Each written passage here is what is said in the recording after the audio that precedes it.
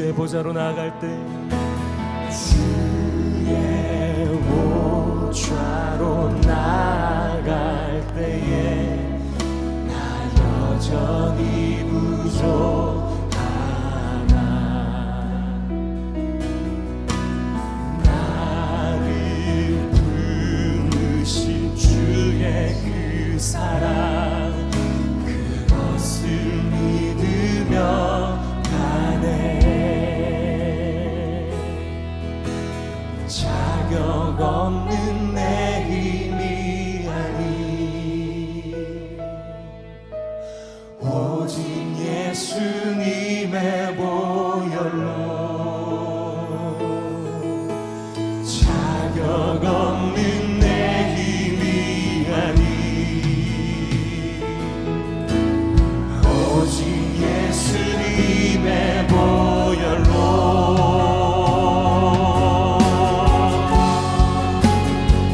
십자가의 보혈 완전하신 사랑 힘입어 나갑니다 십자가의 보혈 완전하신 사랑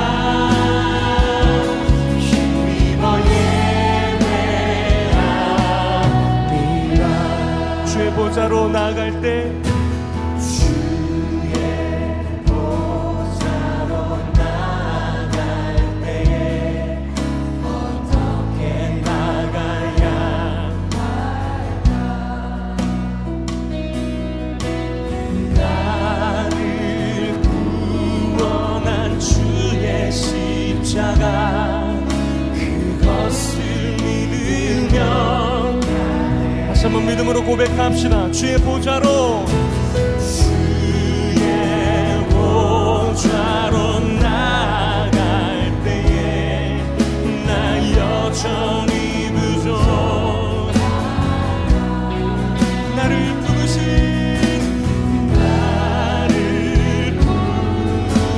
주의 그 사랑 그것을 믿으며 자격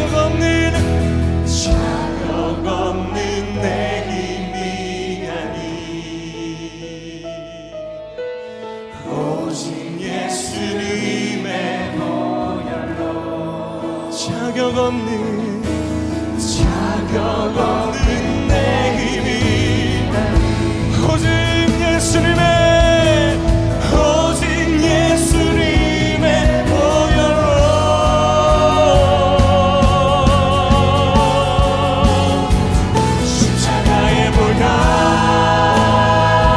완전하신 사랑 힘입어 나갑니다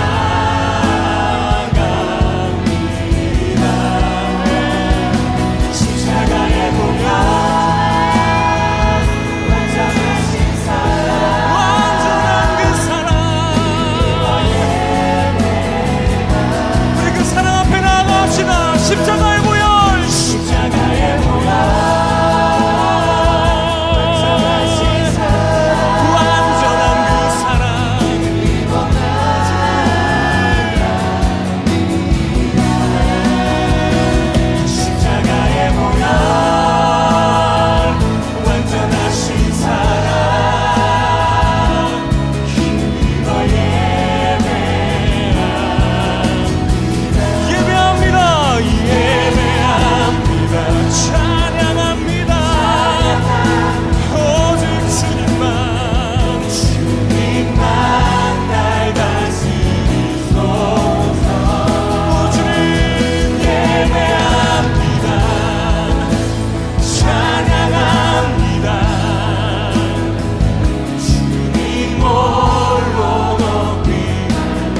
목소리를 높여서 찬양하겠습니다. 완전하신 나의 주님 완전하신 나의 주 그의 길로 날 인도하소서 행하신 모든 주님의 영광 낙엽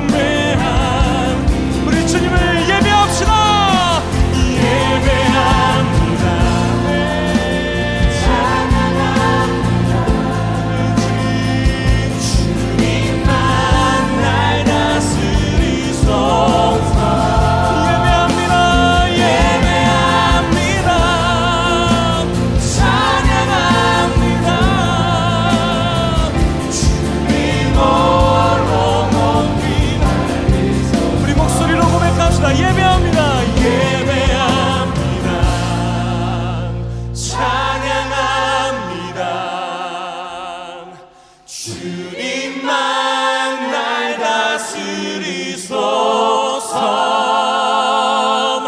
예배합니다.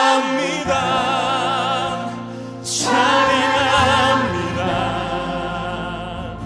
주님 홀로 높인다. 우리 두 손을 높게 들고 찬양합시다. 예배합니다.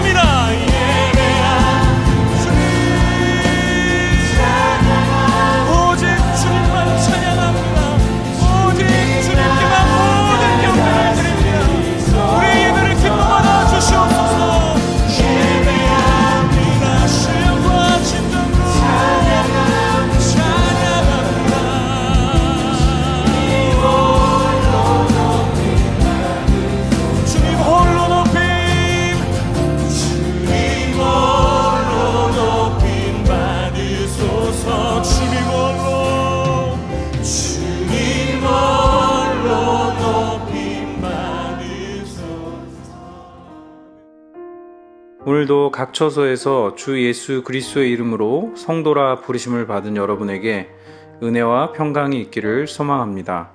오늘도 말씀 가운데 주님이 주시는 위로와 능력이 함께하기를 소망합니다.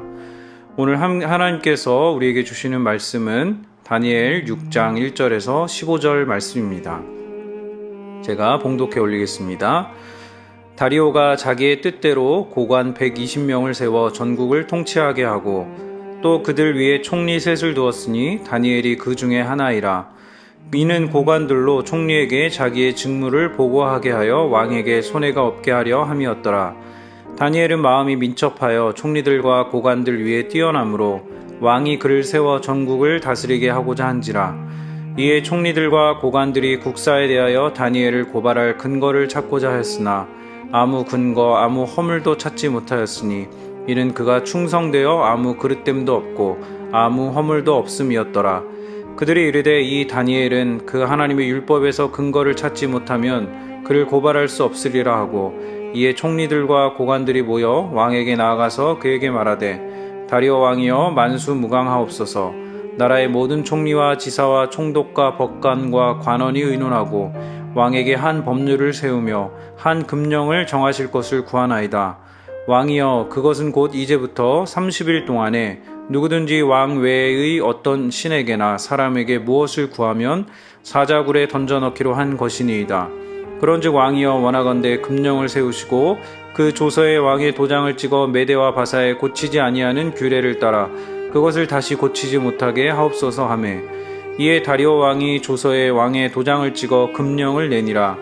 다니엘이 이 조서에 왕의 도장이 찍힌 것을 알고도 자기 집에 돌아가서는 윗방에 올라가 예루살렘을 향한 창문을 열고 전에 하던 대로 하루 3번씩 무릎을 꿇고 기도하며 그의 하나님께 감사하였더라. 그 무리들이 모여서 다니엘이 자기 하나님 앞에 기도하며 간구하는 것을 발견하고 이에 그들이 나아가서 왕의 금령에 관하여 왕께 아뢰되 왕이여 왕이 이미 금령에 왕의 도장을 찍어서 이제부터 30일 동안에는 누구든지 왕 외의 어떤 신에게나 사람에게 구하면 사자굴에 던져넣기로 하지 아니하였나이까 하니 왕이 대답하여 이르되 이 일이 확실하니 메대와 바사에 고치지 못하는 규례니라 하는지라. 그들이 왕 앞에서 말하여 이르되 왕이여 사로잡혀온 유다 자손 중에 다니엘이 왕과 왕의 도장이 찍힌 금령을 존중하지 아니하고 하루 3번씩 기도하나이다 하니 왕이 이 말을 듣고 그로 말미암아 심히 근심하여 다니엘을 구원하려고 마음을 쓰며 그를 건져내려고 힘을 다하다가 해가 질 때에 이르렀더라. 그 무리들이 또 모여 왕에게로 나아가서 왕께 말하되 왕이여 메대와 바사의 규례를 아시거니와 왕께서 세우신 금령과 법도는 고치지 못할 것이니이다 하니 아멘.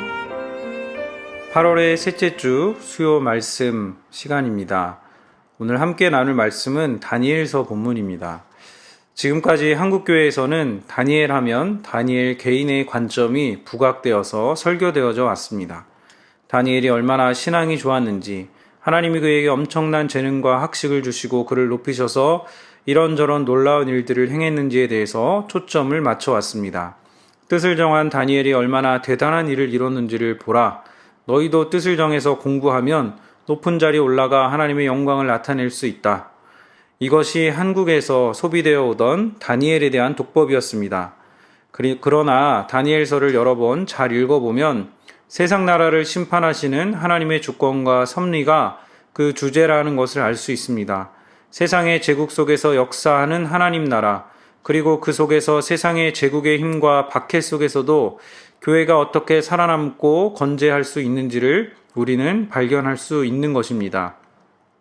우리가 특별히 이 시기 가운데 이스라엘 백성의 유배기라고 부르는 이 시기의 본문을 주의 깊게 살펴봐야 하는 이유는 바로 우리가 중국 상하이 땅 가운데 유배된 교회와 같은 형태로 존재하기 때문입니다. 다니엘이나 에스더와 같은 인물들이 이방 제국 속에서 어떻게 믿음을 지켜내고 승리할 수 있었는지, 그리고 하나님이 없는 것 같아 보이는 이 세상에서 하나님이 어떻게 역사의 배후에서 일하시는지를 우리는 다니엘서를 통해 잘 살펴볼 수 있습니다. 사실 한국교회도 이제 점점 소수와 주변화되어 가고 있고, 아마도 며칠 전 발생한 교회발 코로나 사태로 이러한 소멸이 훨씬 더 가속화될 것으로 예상이 됩니다. 우리가 보기에는 문제가 된 교회들이 정통에서 많이 벗어나 있지만 일반 시민사회에서는 그냥 교회로 보기 때문입니다. 이러한 시대 흐름을 유배된 교회의 상황이라고 부른다면 이제 우리는 유배의 그런 상황 속에서 어떻게 하면 신실하고 참된 증인으로 살아갈 수 있을지를 고민하고 그런 비슷한 시대를 살았던 다니엘 같은 인물들을 잘 살펴봐야 하지 않을까, 그런 생각이 드는 것입니다. 오늘 여러분과 함께 읽은 이 6장 본문은 여러분 잘 아시는 다니엘과 사자굴의 배경이 되는 본문입니다. 1절에서 15절 오늘 본문이 사자굴에 다니엘이 들어가게 되는 상황을 설명하고 있고, 16절 이하는 어떻게 해서 다니엘이 하나님의 권능으로 그 가운데서 구원을 받고 다니엘을 모함했던 적들이 심판을 받는지에 대해서 기록되어 있습니다. 바벨론 제국이 메데 페르시아에 의해서 오늘 본문 6장 1절에 보면 삽시간에 무너지게 되고 이제 다리오가 메데의 왕으로 등극하게 됩니다. 그는 자기 뜻대로 고관들을 제국 전역에 배치하고 그 지방 관리들을 다스리는 3명의 총리를 세웁니다. 그리고 그 3명의 총리 중에 다니엘이 있는 것이죠. 제국이 그 주인이 바뀌었는데도 다니엘은 나라의 이 중요한 직무에 등용이 됩니다. 하나님께서 다니엘에게 주신 지혜와 특별한 능력 덕분에 다니엘은 위기 가운데서 살아남을 뿐 아니라 또 제국의 중요한 통치자의 그 직무를 맡게 되는 것입니다.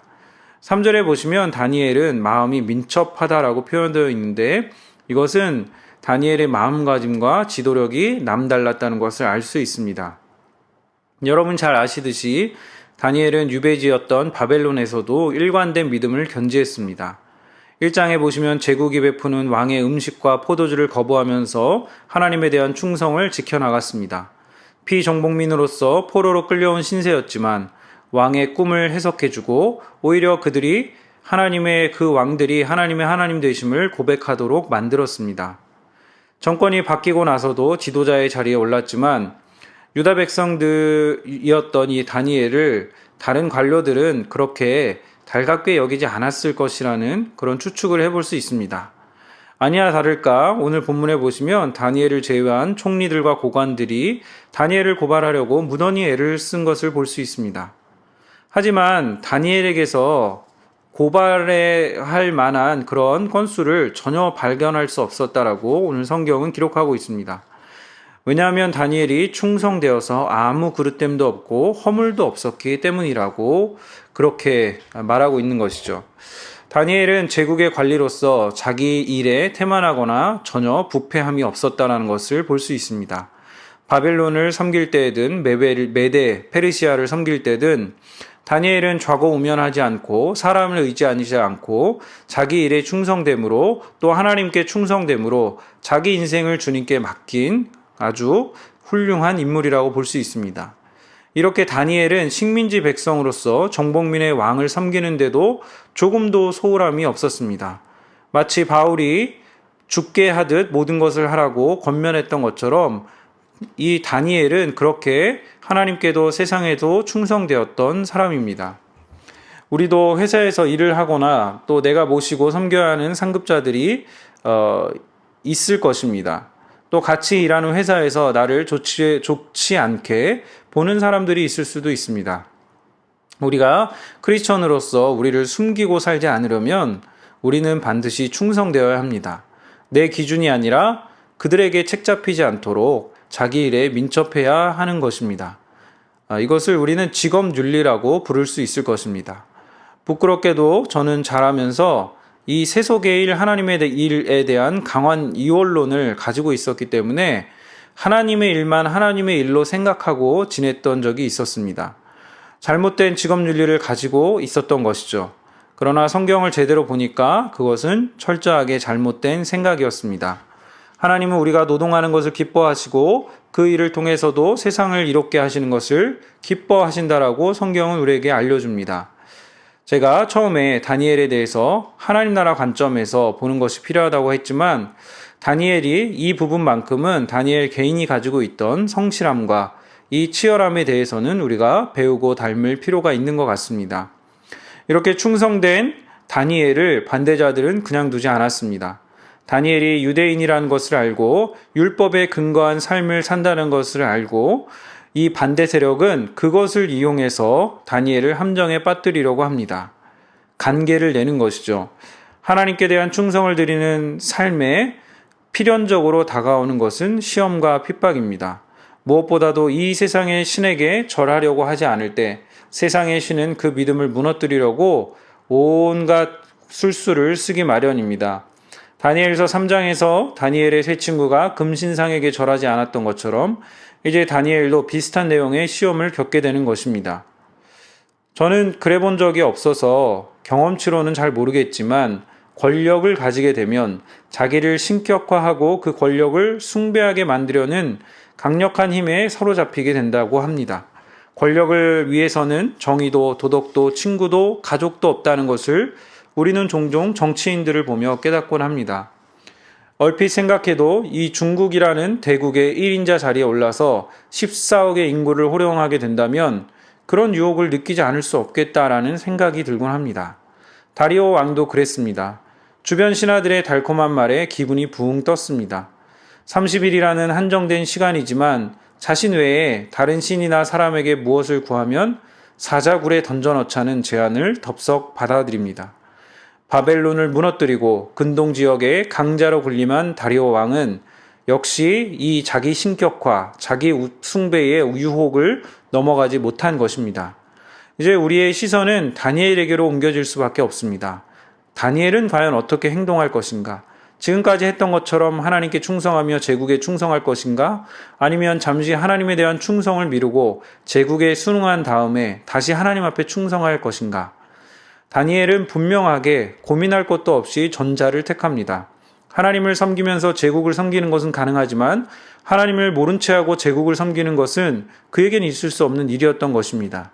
10절 말씀을 다시 한번 보겠습니다. 다니엘이 이 조서에 왕의 도장이 찍힌 것을 알고도 자기 집에 돌아가서는 윗방에 올라가 예루살렘으로 향한 창문을 열고 전에 하던 대로 하루 3번씩 무릎을 꿇고 기도하며 그의 하나님께 감사하였더라. 다니엘은 아마 이런 사건이 일어나게 된 배경도 분명히 이해했을 것입니다. 자신을 함정에 빠뜨리려는 간교한 술책임을 알았지만 그는 이전에 하던 대로 예루살렘을 향한 창문을 열고 사람들이 보든 말든 상관없이 하루 3번씩 무릎을 꿇고 기도하며 함께 하시는 하나님을 찬양했습니다. 숨어서 할 수도 있었겠지만 다니엘은 물러나지 않았습니다. 자기 습관대로 누구나 볼 수 있는 곳에서 이렇게 기도를 드린 것입니다. 다니엘은 지금 자신이 하는 이 행동이 자신을 죽음으로 몰아갈 수 있다는 것을 충분히 알고 인지했을 것입니다. 우리는 결과를 보고 다니엘을 판단하려 하지만 그 시점에 다니엘의 입장에서 보면 자기 세 친구가 겪었던 것처럼 자신도 사자굴에 던져질 수 있다는 것, 죽을 수도 있다는 것을 직감적으로 느꼈을 것입니다.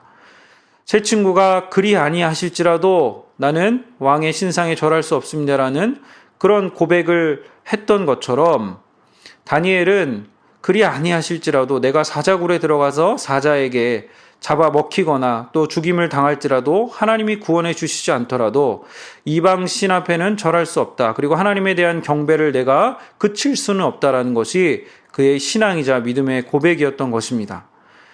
다니엘에게는 뱀과 같은 간교함, 지혜도 있었지만 간교함, 그 지혜로만 살지 않고 비둘기 같은 순결함이라는 이 양자 두 가지 덕목을 무너뜨리지 않는 그러한 지혜와 믿음이 있었던 것 같습니다. 제국의 왕보다 더 크신 하나님을 섬기는 것이 그에게는 훨씬 더 크고 중요한 일이었습니다.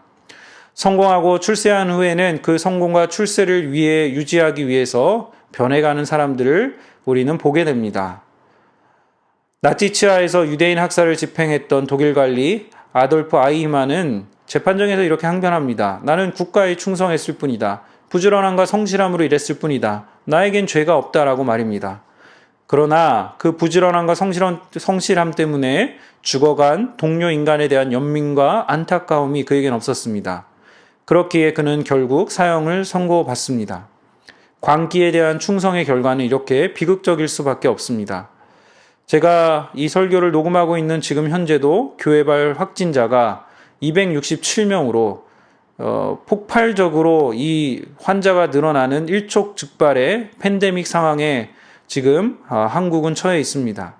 하나님을 빙자의 예배로 모이면서도 정치 이데올로기를 신으로 섬기는 이 보수 극우 개신교인들의 부지런함과 성실함으로 인해 수도권 시민 전체가 아니 전국이 생명의 위협을 받는 상황이 된 것입니다.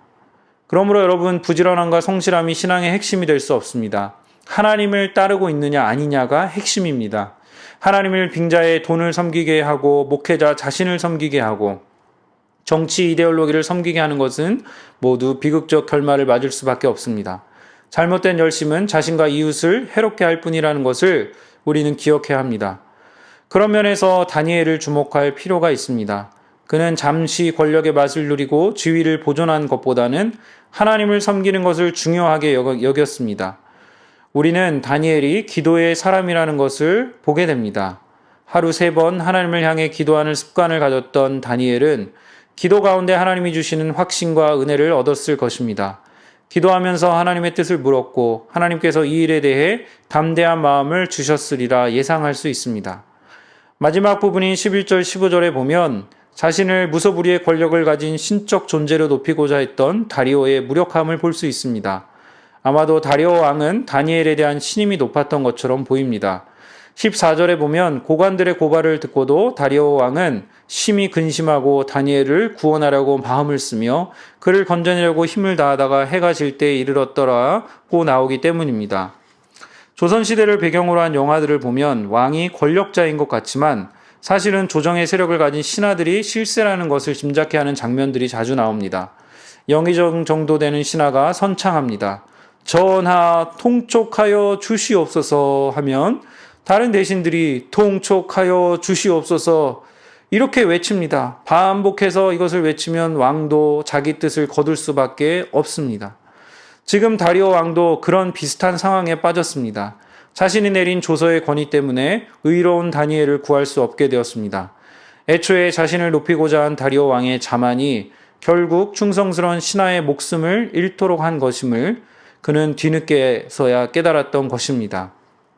말씀을 정리하겠습니다. 첫째로 우리는 다니엘을 보면서 신앙이 무엇인지를 알게 됩니다. 예수 그리스도를 믿는 신앙은 교회라는 영역 안에 갇히지 않습니다. 다니엘은 하나님을 섬기면서도 세상 권력에도 충성된 사람이었습니다.